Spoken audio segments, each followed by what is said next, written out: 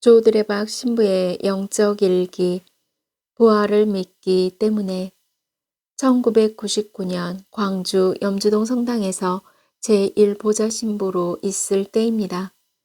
감기로 좀 고생하고 있었는데 주일 저녁 7시 30분 청년 미사를 봉헌하고 청년들과 함께 소주 한잔하고 사제관에 들어왔는데 식은땀이 나면서 온몸이 불덩이가 되어 움직일 수가 없었습니다. 도저히 약을 찾을 힘이 없고 너무나 아프니 못 견뎌서 죽을 것 같았습니다. 그러다가 그냥 방 안에 있는 십자가에 무릎을 꿇고 혼자 기도를 합니다. 제가 잘못했습니다. 용서해 주십시오. 제가 잘못했습니다. 용서해 주십시오. 그리고 그 자리에서 그대로 누워서 십자가를 바라보는데 너무나 편안했습니다. 저는 그때 생각했습니다. 사제의 자리는 십자가 앞에서 무릎을 꿇고 용서를 청하는 회개의 자리이고 기도의 자리였습니다.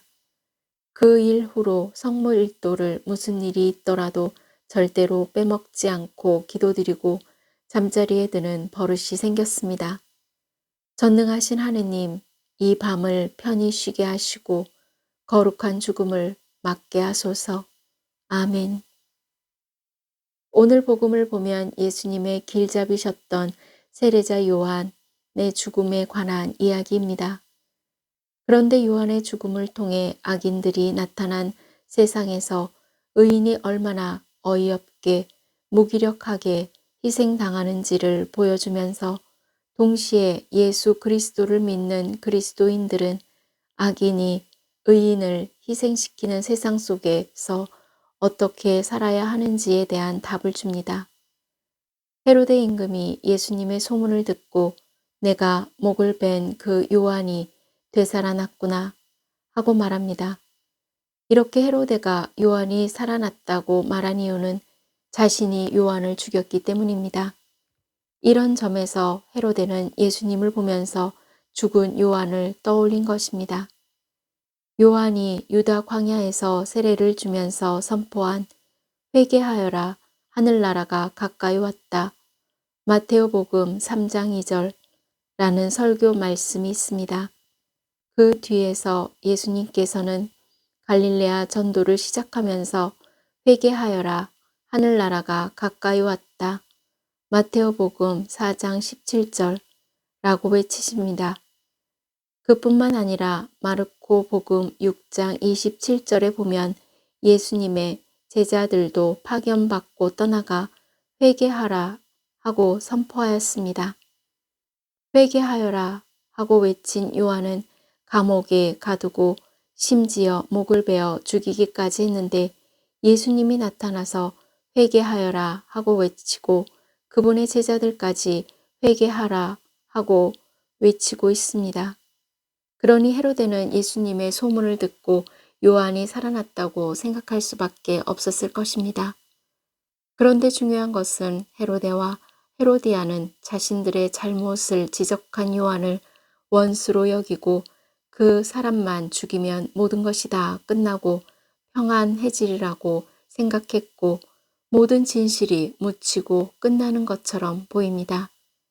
하지만 세상에는 악한 사람이 의인을 희생시키고 죽이고 진실을 묻어버리려 하지만 그렇게 되지 않는다는 것입니다.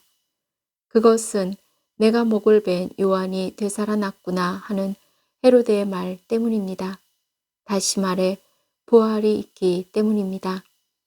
그래서 악한 통치자, 불의한 권력 앞에서 저항할 수 있는 것입니다.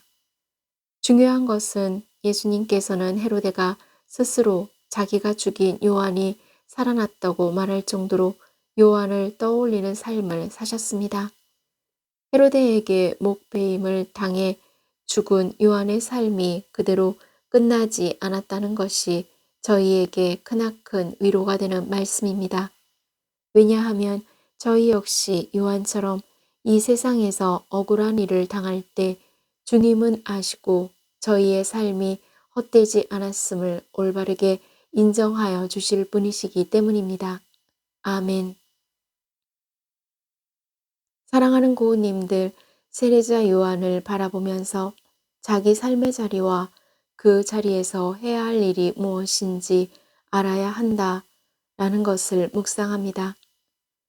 요한은 사람들의 말에 흔들리지 않았고 믿음과 기도로서 내려가는 자리를 지킨 영광스러운 종의 모습으로 내려감과 기다림을 보여주셨습니다.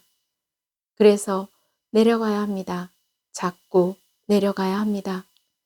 교회에서든 가정에서든 마음이 아프더라도 내려가서 성령의 불꽃을 피우기 위해서 외쳐야 합니다.